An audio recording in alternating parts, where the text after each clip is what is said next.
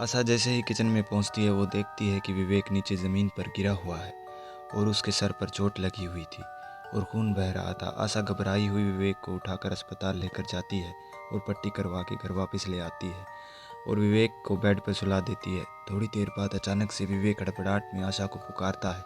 आशा दौड़ती हुई आकर विवेक से पूछती है, क्या हुआ विवेक? तो विवेक बताता है कि उसे भारीपन महसूस हो रहा है, मानो उसके ऊपर किसी ने 100 किलो वजन लाद दिया हो। आशा डॉक्टर को बुलाती है। डॉक्टर आकर विवेक से पूछता है, क्या हुआ मिस्टर विवेक? विवेक लाल आंखों से डॉक्टर की तरफ देखता हुआ बोला, कुछ नहीं हुआ मुझे, मैं बिल्कुल ठीक हूँ। उसकी यह आवाज़ सुनकर डॉक्टर और आशा दोनों घबरा गए। डॉक्टर विवेक को इंजेक्शन लगाकर और दवाई देकर चला जाता है। विवेक को नींद आ जाती है। थोड़ी देर बाद आशा देखती है कि विवेक लड़खड़ाते हुए कमरे से बाहर आ रहा है। आशा पूछती है, क्या हुआ विवेक? वह बताता है उसे बहुत भारीपन महसूस हो रहा है। अब की बार आशा विवेक को डॉक्टर के पास ले जाती है। डॉक्टर ने विवेक के कंधे का एक्सरे निकाला। एक्सरे देखकर डॉक्टर और आशा की आंखें फटी रह गई, क्योंकि विवेक के कंधे पर किसी और का कंधा भी दिखाई दे रहा था। डॉक्टर ने दोबारा एक्सरे निकाला। इस बार रिपोर्ट बिल्कुल सही आई। विवेक को भी हल्का महसूस हो रहा था। डॉक्टर ने बोला, भारीपन शायद आपको थकान की वजह से लगा होगा।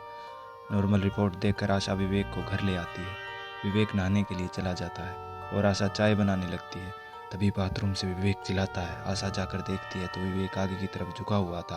विवेक कहता है कि मुझे लग रहा है कि मेरी पीठ पर कोई बैठा है। अब आशा को भी लगने लगा था कि विवेक पर कोई आत्मा का साया है। आशा हाईवे वाली रात को याद करती हुई सोचती है, कहीं विवेक में उस दुल्हन की आत्मा तो नहीं आई जो उन्हें हाईवे पर दिखी थी। थोड़ी देर बाद आशा विवेक के कमरे में जाती है। विवेक ड्रेसिंग टेबल के शीशे के सामने बैठा था। आशा ने जब शीशे में देखा तो उसने देखा कि विवेक के कंधे पर एक औरत बैठी थी। वह ये देखकर बेहोश हो जाती है। जब उसे होश आता है तो वो देखती है कि विवेक बिल्कुल उसके बगल में बैठा था। वो एकदम डर जाती है। तभी डोरबेल बजती है। आशा ही एकदम से खड़ी होकर दरवाज़ा खोलने जाती है तो उसे दरवाजे पर वॉचमैन मिलता है, जिसे आशा ने ही बुलवाया था। आशा उससे किसी तांत्रिक के बारे में पूछती है। वॉचमैन दोपहर को तांत्रिक को भेजने की बात कहकर निकल पड़ता है। दोपहर में तांत्रिक घर आता है। तांत्रिक पूजा करने की तैयारी करके अपने सामने की ओर आशा और विवेक को बिठाकर जैसे ही पूजा शुरू करता है, अचानक से एक औरत के सिसकने की आवाज़ें आती हैं। तांत्रिक आहुति देता है तो घर के एक कोने में एक औरत घुटनों में सिर रखकर रो रही थी। तांत्रिक ने आग में आहुति देते हुए पूछा, कौन हो तुम? मेरा नाम रश्मि है।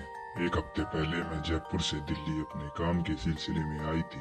तब इस विवेक और इसके दोस्त ने शराब के नशे में मेरी इज्जत लूटी और मुझे गाड़ी के नीचे कुचल दिया। तांत्रिक जान चुका था कि रश्मि विवेक के साथ काम करने वाली एक लड़की है। यह सब सुनकर आशा की आंखों में पानी आ गया और विवेक सहम गया था। आशा ने रश्मि से कहा, मैं तुम्हें मुक्ति दिलाऊंगी।